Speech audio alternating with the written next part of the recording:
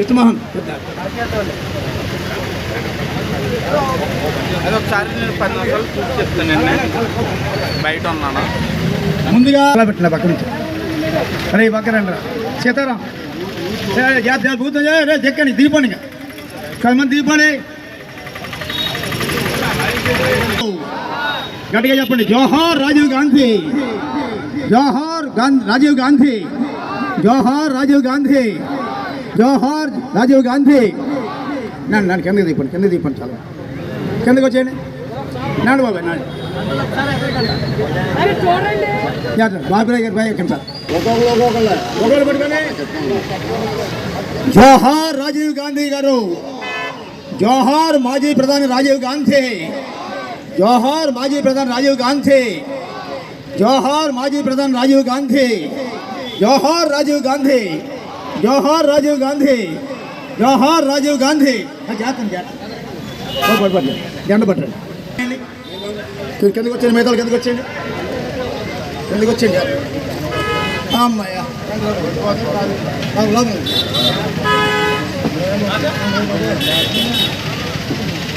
Right.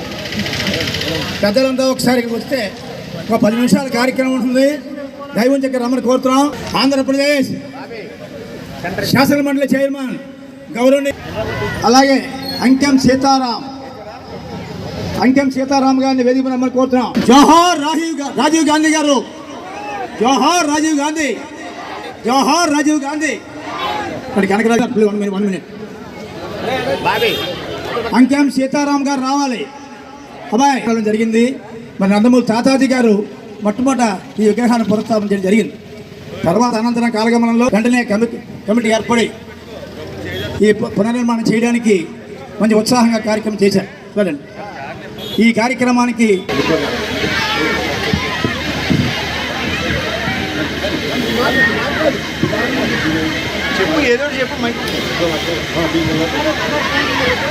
ఈ రోజున అంగరంగ వైభవంగా ఈ రోజున మన రాజీవ్ గారి జయంతి వేడుకలు మరియు పునః ప్రారంభం దానికి విచ్చేసిన మన భీమవరం మన ఆంధ్రప్రదేశ్ శాసన మండలి చైర్మన్ కోయే మోషన్ రాజు గారికి, మన స్థానిక ఎమ్మెల్యే మన అంజుబాబు గారికి, అలాగే మన తిరుపతి దేవస్థానం మాజీ చైర్మన్ పార్లమెంట్ సభ్యులు కనుమూరి బాబురాజు గారికి, కనకరాజు గారికి, అలాగే మా చంద్రబాబు అన్నకి ఇక్కడికి ఇచ్చేసిన ప్రతి ఒక్కరికి పేరు పేరిన పార్టీలకు అతీతంగా అందరికీ హృదయపూర్వక అభినందనలు తెలియజేస్తూ ఈ రాజీవ్ గాంధీ జయంతి సందర్భంగా ఇచ్చేసిన అందరికీ మళ్ళీ మరొకసారి కృతజ్ఞతలు. నందమూరి వారి కుటుంబ సభ్యులందరి తరఫున కూడా మేము కృతజ్ఞతలు తెలియజేస్తూ ముందుగా అలాగే మన చంద్రబాబు అన్నయ్య గారిని రాజీవ్ గాంధీ గారిని ఉద్దేశించి ఒక నిమిషం మాట్లాడాల్సిందిగా కోరుతున్నాం. రాజీవ్ గాంధీ జయంతి సందర్భంగా ఒక మంచి కార్యక్రమం. ఎందుకంటే మన విగ్రహాలు ఎందుకు పెడతామంటే వాళ్ళు చేసిన మంచి గుర్తుంచుకొని రాబోయే తరాలు సమాజానికి మరింత మంచి చేయాలన్న ఉద్దేశంతో ఎప్పుడు కూడా బాగా సమాజానికి ఉపయోగపడిన వాళ్ళ విగ్రహాలు గుర్తుగా పెట్టుకుంటూ ఉంటాం. మరి ఇప్పుడున్న పరిస్థితుల్లో అయితే ఉండగానే విగ్రహాలు పెట్టేసుకుందాం చాలామంది ఆలోచిస్తున్నారు. అన్నీ కాకుండా ఈరోజు మరి ఆ విగ్రహాన్ని ఎత్తు మన ప్రధానమంత్రిగా 84 నుంచి 89, 90 వరకు ప్రధానమంత్రిగా ఉన్నటువంటి రాజీవ్ గాంధీ విగ్రహాన్ని మళ్ళీ ప్రారంభించడం ఇక్కడ పూర్వం ఉండేది. మళ్ళీ మంచి కార్యక్రమం చేపట్టడం జరిగింది. ఈ కార్యక్రమానికి పూనుకున్నందుకు ప్రతి ఒక్కరికి కూడా హృదయపూర్వక అభినందనలు తెలియజేస్తూ రాజేష్ అందరూ కలిసి ఈ కార్యక్రమం చేసినందుకు ప్రతి ఒక్కరికి హృదయపూర్వక ధన్యవాదాలు తెలియజేస్తాం. మరి ఆ రోజుల్లో ఏమీ ఆశించకుండా మంచి చేయాలి సమాజానికి అని దేశానికి అని ఒక మంచి సంకల్పంతో ఆ కుటుంబం అంతా వచ్చి తర్వాత తల్లి తర్వాత ఆయన కుటుంబం నుంచి ప్రధానమంత్రి చేయటం అని అనుకోకుండా ఆయన ప్రచార కార్యక్రమం ఉండగా ఒక సంఘటన జరిగి ఆయన అభాస్పాలవడం జరిగింది, మన చనిపోవడం జరిగింది. వారికి గుర్తుంచుకొని మనం రానున్న రోజుల్లో పిల్లలందరికీ కూడా ఒకటే, ప్రతి ఒక్కళ్ళు కూడా మన సమాజానికి మనం ఉపయోగపడాలి. ప్రతి ఒక్కరూ కూడా మనకు వీలైనంత వరకు అవసరం ఉన్నాడు వారికి సాయపడాలని కోరుకుంటూ ఈ చక్కటి కార్యక్రమం చేసినందుకు ప్రతి ఒక్కరికి కూడా ధన్యవాదాలు తెలియజేస్తూ మరి ముఖ్యంగా మా బాబురాజు గారికి నా నమస్కారాలు తెలుపుకుంటూ నన్ను ఇక్కడ ఇన్వైట్ చేసినందుకు, నా ఇందులో పాల్పంచిన విధంగా చేసినందుకు ప్రథమ ధన్యవాదాలు తెలియజేస్తాను. జై హింద్.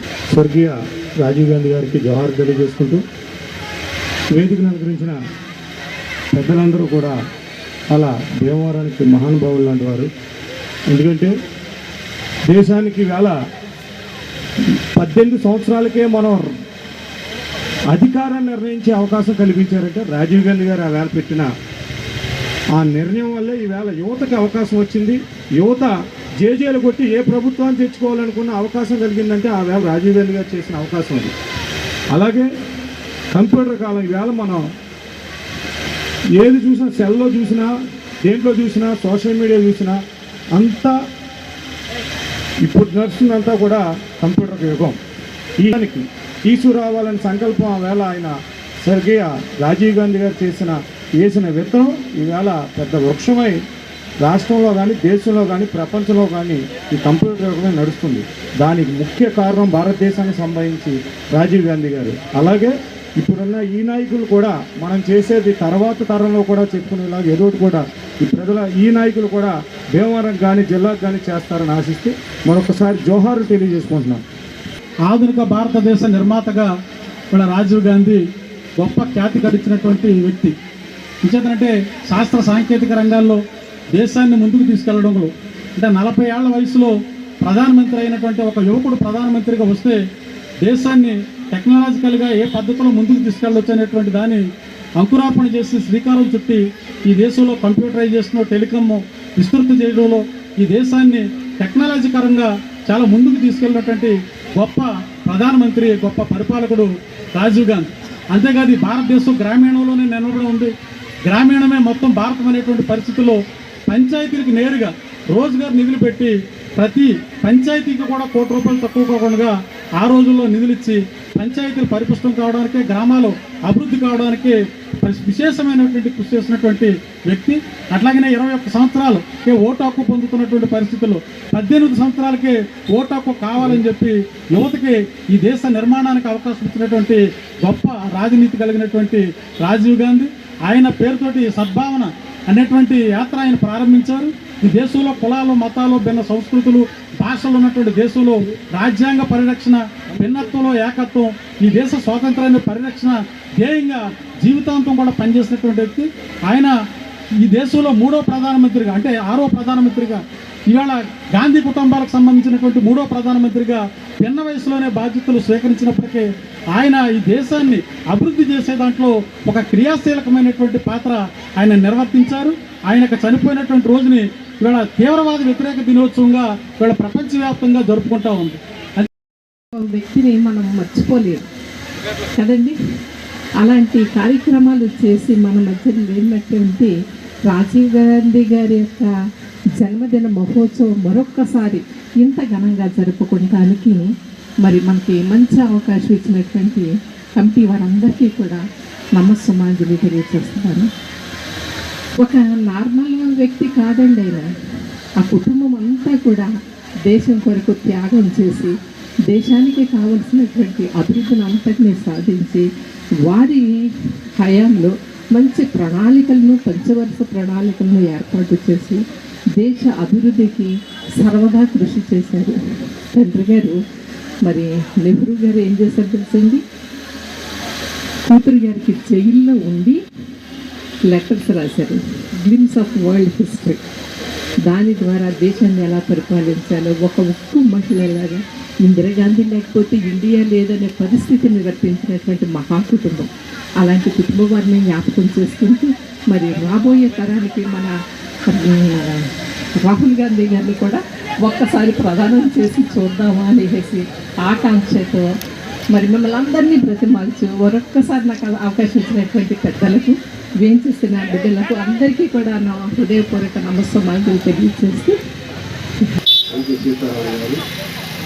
మన ముఖ్య అతిథి మన కౌన్సిల్ చైర్మన్ రోషన్ రావు గారు, మన ముఖ్య అతిథి మన అజిబాబు శాసనసభ్యులు, సిపిఐ నాయకులు గారు, శ్రీరామ్ గారు, కనకరాజు గారు, మా బాబు బాబు గారు, అందరికంటే ఈ కార్యక్రమాన్ని పునాది చేసినటువంటి తాతాజీ గారు, ఆనాడు చేసిన తాతాజీ గారు, వాళ్ళు ఉన్నటువంటి కమిటీకి నిండు మనసుతో శిరస్సు వంచి నమస్కారం పెడుతుంది.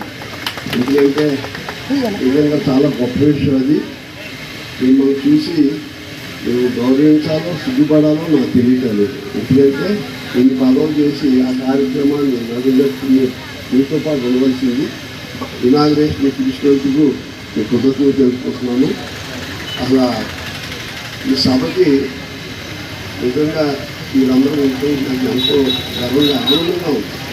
ఎందుకంటే ఈ దేశానికి ఇప్పుడు అవసరమైంది ఏంటంటే రాజీవ్ గాంధీ గారు హైదరాబాద్లో చార్మినార్ దగ్గర సద్భావన యాత్ర పెట్టారు. ప్రైమ్ మినిస్టర్గా సద్భావన యాత్ర అంటే ఎంత ముందు చూపుందో చూడండి.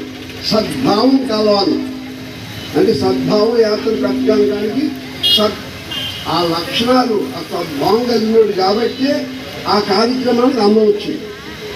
ఇంకేంటి సద్భావన యాత్ర అంటే ముస్లిమ్స్ హైదరాబాద్లో హిందువులు పోరాడుకుంటారు కాబట్టి చార్మినార్ దగ్గర మొదలుపెట్టి ఆయన సికింద్రాబాద్ దాకా ప్రైమ్ మినిస్టర్గా సీఎం చెన్నారెడ్డిలో ఉండి ఆ కార్యక్రమంలో పాల్గొనడం జరిగింది. అంటే అంత ముందు చూపు ఉంది.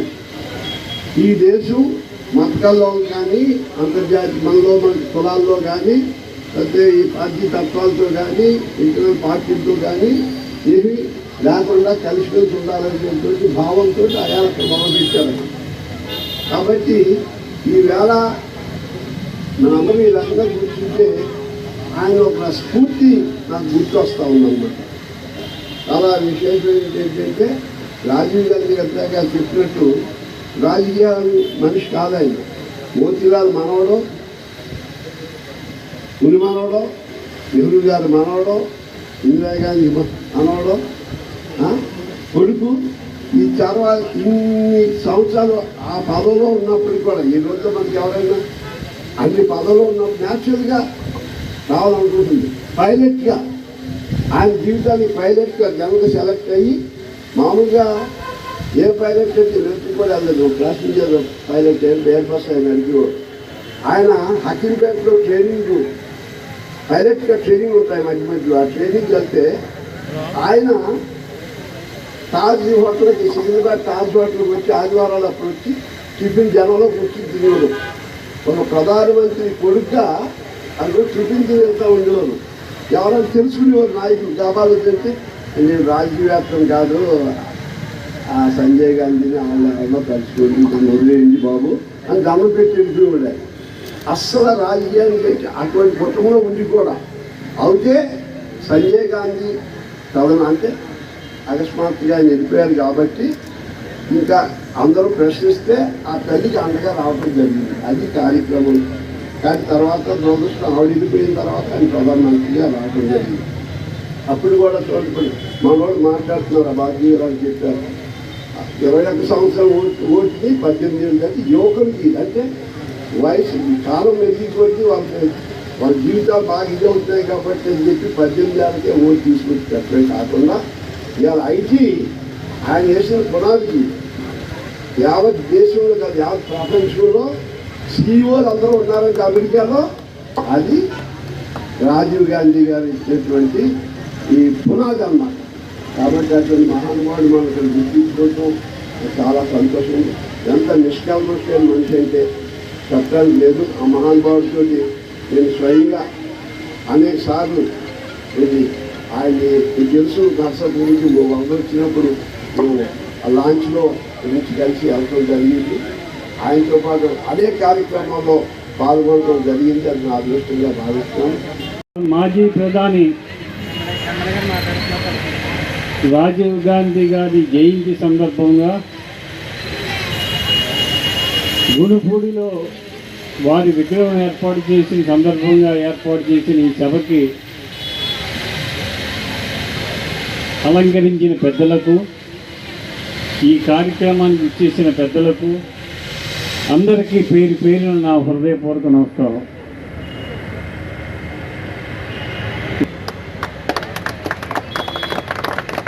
ఈ రోజున మన యువత అంతా కూడా ఉద్యోగాల్లో ఉండి సాఫ్ట్వేర్లో ఇతర రాష్ట్రాల్లో ఇతర దేశాల్లో ఉన్నారంటే అది రాజీవ్ గాంధీ గారు వేసిన విత్తనం.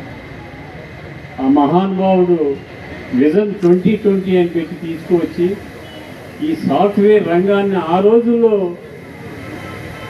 మామూలు ఫోన్ లేని రోజుల్లోనే ఈ సిస్టాన్ని తయారు చేసి ఈ సాఫ్ట్వేర్ని ప్రపంచానికి వెలుగెత్తి చూపించిన మహనీయుడు రాజీవ్ గాంధీ గారు.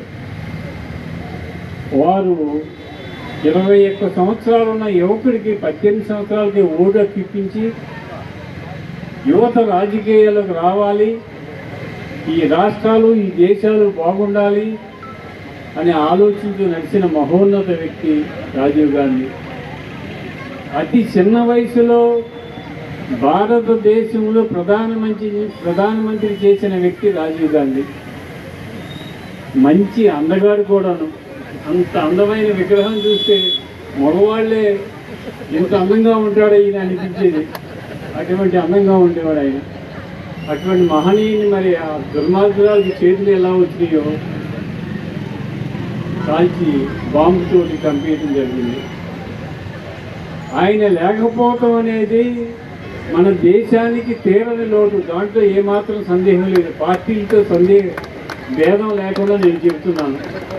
ఆయన ఆలోచన ఒకటే, రాజకీయాలు కాదు. మా తాత ప్రధానమంత్రి చేశాడు, మా అమ్మ ప్రధానమంత్రి చేసింది, నేను ప్రధానమంత్రి చేశాననే గర్వం ఆయనలో ఎక్కడ ఉండేది కాదు. ఈ దేశం బాగుండాలి, ప్రపంచ దేశంలో భారతదేశం నెంబర్ 1 దేశం అవ్వాలి, ప్రపంచ దేశాలన్నీ కూడా భారతదేశం మీద ఆధారపడి ఉండాలి అనే ఆలోచనతో నచ్చిన వ్యక్తి రాజీవ్ గాంధీ గారు. అటువంటి మహనీయుల్ని మనం స్మరించుకుంటాం. పార్టీలకు అతీతంగా న్యాయం ధర్మం కూడాను. ఈరోజు మన గునుపూడి కీర్తి చేసిన నందమూరి తాతాజీ గారి ఆధ్వర్యంలో ఇక్కడ విగ్రహం ఏర్పాటు చేశారు. కొన్ని కారణాల వలన ఆ విగ్రహాన్ని శిథిలమైంది. మరలా పునర్నిర్మించి మళ్ళీ ఆ మహనీయుని నిలబెట్టినందుకు మీ అందరికీ కూడా అభినందనలు తెలియజేస్తూ గునుపూడి వాసులందరికీ ఈరోజు ఈ కార్యక్రమానికి నాకు అవకాశం కల్పించేందుకు ఆ మహనీయుడికి నివాళులు అర్పిస్తూ సెలవు తీసుకుంటాను. మాజీ ప్రధాని దివంగత రాజీవ్ గాంధీ గారి యొక్క 80వ జయంతి సందర్భంగా ఈ గునుపూడిలో 1992లో నెలకొల్పినటువంటి ఆయన యొక్క విగ్రహానికి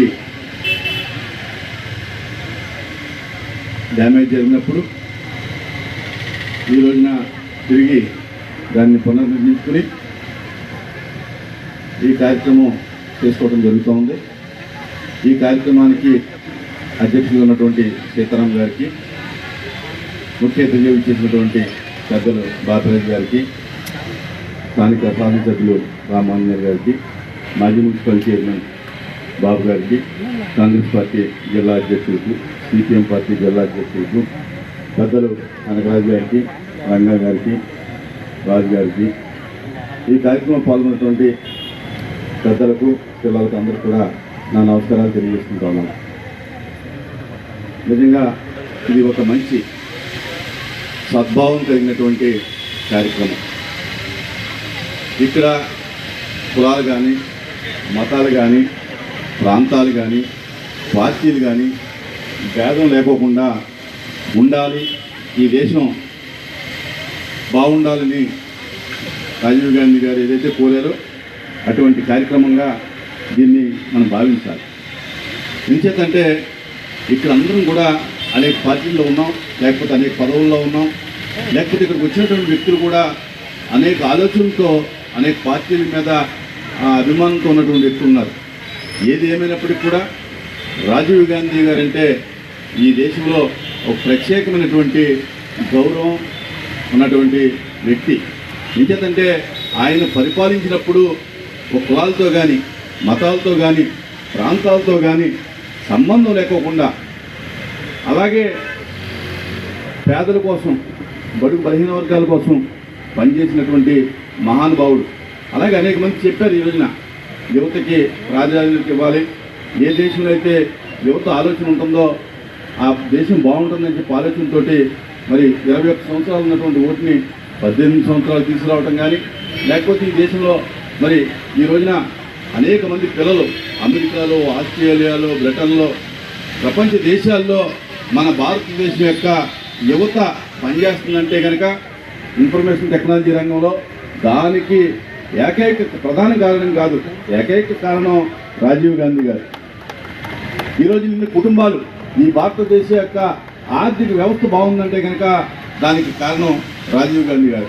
ఇది ఒక కాంగ్రెస్ పార్టీ లీడర్ చెప్పడం లేకపోతే ఎవరు చెప్పడం కాదు. ఆనాడు పార్లమెంట్లో బీజేపీ తరఫునటువంటి ప్రమోద్ మహాజన్ గారు డైరెక్ట్గా స్టేట్మెంట్ ఇచ్చారు. ఈ దేశంలో ఇన్ఫర్మేషన్ టెక్నాలజీ రంగం అభివృద్ధి చెందిందంటే కనుక ఏకైక కారణం మరి రాజీవ్ గాంధీ గారు అని చెప్పి బీజేపీలో ప్రముఖ నాయకుడు ప్రమోద్ మహాజన్ గారు చెప్పారంటే దాని యొక్క ప్రాధాన్యత ఏంటో మనం అర్థం చేసుకోవాలి. అలాగే అనేక విషయాల్లో మరి తల్లి మరణించిన తర్వాత రాజకీయాల మీద ఇంట్రెస్ట్ లేకపోయినప్పుడు కూడా ఆయన వచ్చి నిలబడి మరి ఇక్కడ ఈ దేశంలో ఉన్నటువంటి ప్రజలందరినీ మరి కాపాడారు, ఈ దేశాన్ని కాపాడారు. ఎంచేతంటే ఒక హత్యకు గురైనటువంటి ప్రధానమంత్రి సడన్గా పోతే దేశంలో అనేక రకాలైన అల్లకలు వచ్చే పరిస్థితి ఉంటుంది. కానీ ఎటువంటి అల్లకలోలు లేకుండా ఈ దేశాన్ని పరిపాలించడం జరిగింది. తర్వాత జరిగిన ఎన్నికల్లో ఆయన యొక్క పరిపాలనకు మెచ్చి 400 స్థానాలు ఈ పార్లమెంట్లో 500 చిల్లర ఉంటే 400 సీట్లని 400 చిల్లరే సీట్లని ఆ యొక్క రాజీవ్ గాంధీ ఆధ్వర్యంలో ఈ పార్లమెంట్ ఇచ్చారంటే కనుక ఆయన యొక్క గొప్పతనం ఎటువంటిదో మనం అర్థం చేసుకోవాలి. అలాగే మరి వరదలు 86, 87 వరదలు వచ్చినప్పుడు ఆయన ఈ యొక్క ఆంధ్ర రాష్ట్రంలో పర్యటించినప్పుడు మరి ఈ రోడ్డు అంటానే ఆయన పర్యటించడం జరిగింది. అప్పుడు ముఖ్యమంత్రిగా ఉన్నటువంటి ఎన్టీ రామారావు గారు పక్కన కూర్చుంటే రాజీవ్ గాంధీ గారు స్వయంగా జీపును నడుపుకుంటూ ఇక్కడ రావడం జరిగింది. ఆ రోజున మరి సుభాష్ చంద్రబోస్ గారు ఆ కార్యక్రమాన్ని నడిపించడం కూడా జరిగింది.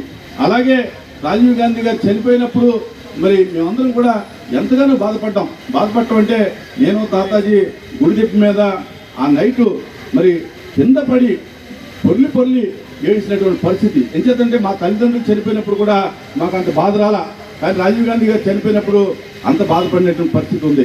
అలాగే గురుకుల ప్రాంతంలో మేమందరం కూడా కలిసిమెలిసి అందరూ కూడా కులాలకి మతాలకి అతీతంగా ఇక్కడ అందరం కూడా పనిచేయడం జరిగింది రాజకీయాల్లో.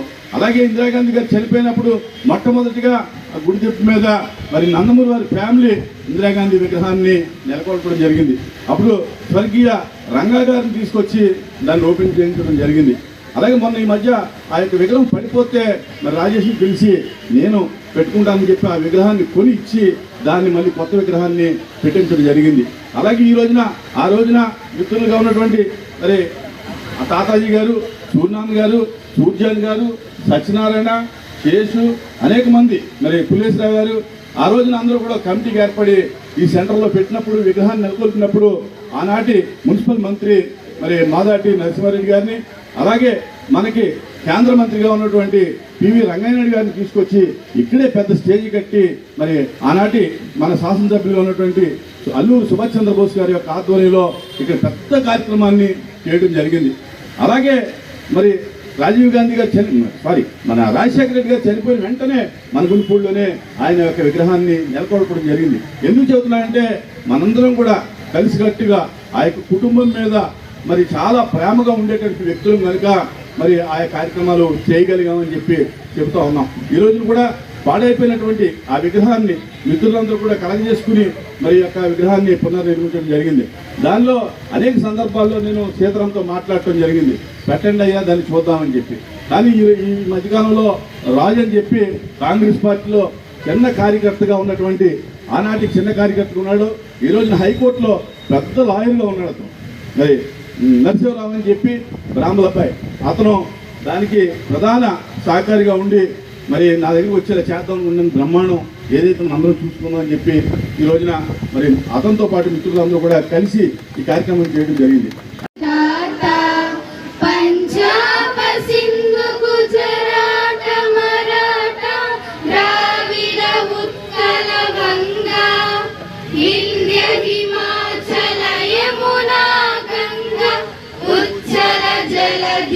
रंगा तव शुभ नामे जागे तव शुभाशिष मागे गाहे तव जय गाथा जनगण मंगलदायक जय हे भारत भाग्य विधाता जय हे जय हे जय हे जय जय जय जय हे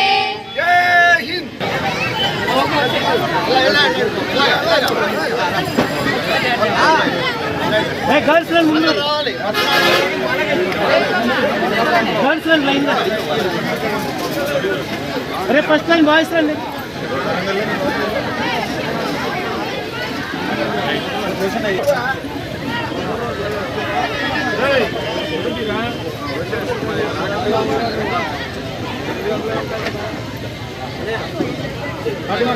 మా వచ్చే వచ్చే వచ్చే